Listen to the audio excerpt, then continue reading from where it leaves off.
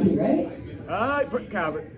Did you say Calvert? It's no better. There's no county in Calvert there's no town better. Prince Frederick. Prince Frederick. This comic is from Prince Frederick. He's new. He's great. He's got more style than I'll ever have. Please welcome Jordan Jello. Let's shout. How you doing tonight, guys? Can we that over here? Well, I guess I should introduce myself. This is my first time at the tavern. Well, sorry, I was traumatized as a child. I've been here since I was 12 years old, sitting in this bar. No, I'm just kidding. This is my first time performing here, so I'm really glad to be here. It's my hometown. I grew up in Calvert County. I went to Calvert High School, played football, played lacrosse, did wrestling, and then I graduated. I went to Frostburg State. I joined a fraternity when I was up there, Go Delta Chi, yeah. It was a good time, I came back home and now I work with overprivileged children. I do sales. Yeah, we're a handful of people. There's much money coming in. But, now I've grown up a little bit and worked for a while. I've been saving away. I'm 24 now. I'm getting old. I know. I see your faces right now. I mean, Gen Z suck, I know. I was born in 1999. I thought the cutoff was like right there, but no, now I'm a Gen Z. The thing I hate about it is that, every Gen Z has to figure out their identity. That's why they put so much pressure on it. So, now they have all these new ones like she, her, he, him, they, them, Cracker Jacks, all that different kind of stuff.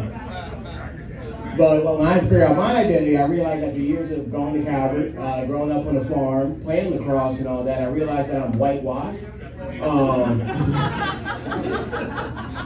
Which, I don't really get it. I find that too reflective. I like soft black a little better, And we all know soft black guys like Will Smith, that guy from Criminal Minds, Shamar Moore. I'm like one of them, maybe like, well, I would say R. Kelly, but, I'm a little pea shy.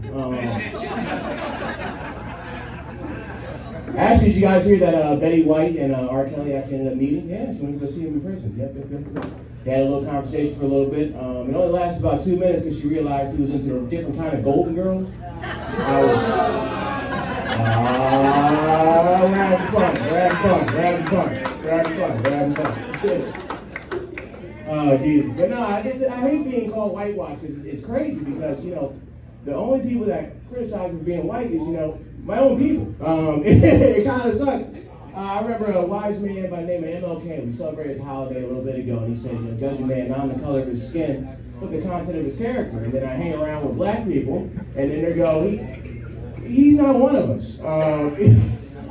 As you guys can tell from how I'm dressed.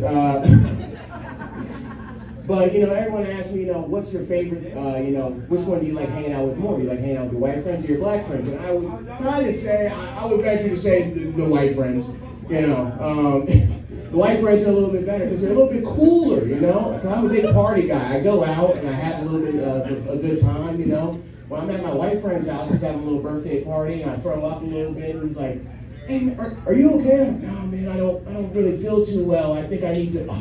We need to lay down. He's like, where's your keys at? I'm like, they're right here. He's like, you know what? You lay down on the couch right there. You're fine. You can have whatever you want. Everything in the fridge is yours. I'm like, okay, cool, man, cool.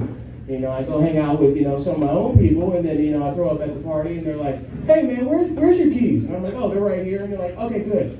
Take these and go the fuck home.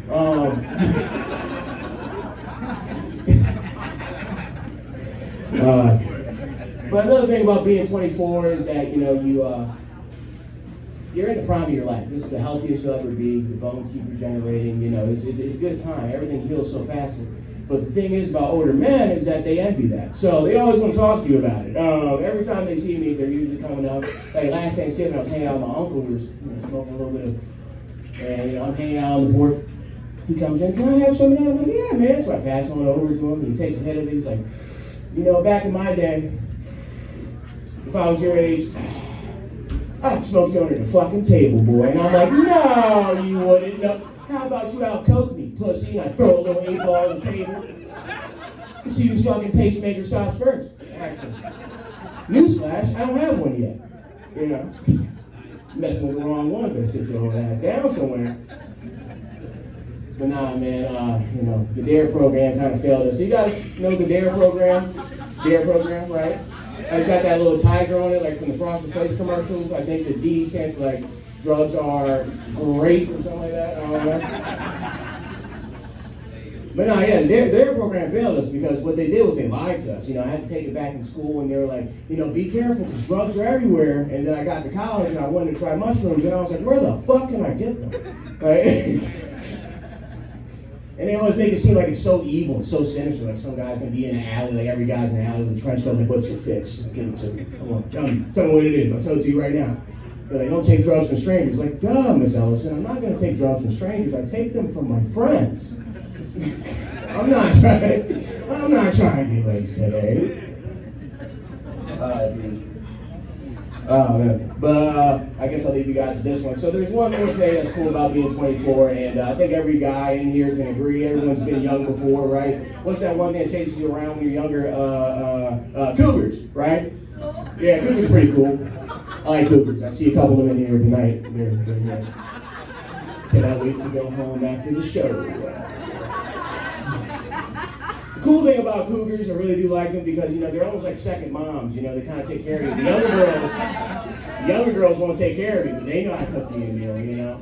I love them mostly for their snacks. You know, it's like 3 a.m. You just get finished going to Pound Town, and then all of a sudden you're in her kitchen eating her kid's Lunchable.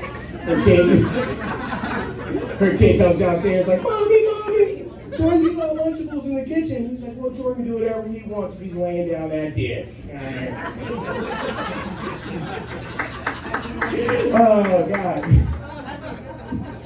Jesus. And then they're like, well, what do you tell your dad when you go over there next weekend? Jordan's helping you with basketball. Jordan is helping you with basketball. Correct. All right. Not going to look good in the divorce. Okay. You got to tell him that. Oh, Jesus. Well, I guess I'll leave you one more joke, actually. But I feel bad for the kid, you know, a little bit. I do feel bad for the kid. The reason I feel bad for the kid is because he probably goes to school thinking about it a little bit because he already knows about what's going on. Like, you know, I just imagine him being in the classroom, he's hanging out with his teacher, and his teacher asks the class, you know, what's the first thing that goes up to heaven? And he's in the back waving his hand, and then he gets picked over little Susie. Little Susie, what do you think is the first thing that goes up to heaven? She's like, I think it's your heart. She's like, why do you think it's your heart? He's like, well, because God gives you a heart, you go up to heaven, and, you know, everything's good, and then he judges you based on that. Well, that's a good answer. Who else? And the kid's in the back raising his hand like, oh my God, pick me. And he's like, Gregory, what do you think? And Gregory's like, I think it's your soul because, you know, you come out here and you get all these random experiences and you go up to heaven and God gives you, you know, judgment based on that. Yeah, that's a good answer. And he's like, oh my God, please pick me. I got the answer. And then he goes, I think it's your feet. The teacher goes, why do you think it's your feet? And then he goes, well, last night, you know, my mom was in the room. I walked in on her, her legs straight up in the air. And she's like, oh, Lord, I'm coming. And if it wasn't for Jordan on top of her, she probably would have went. That's my time, guys. You guys have a good night.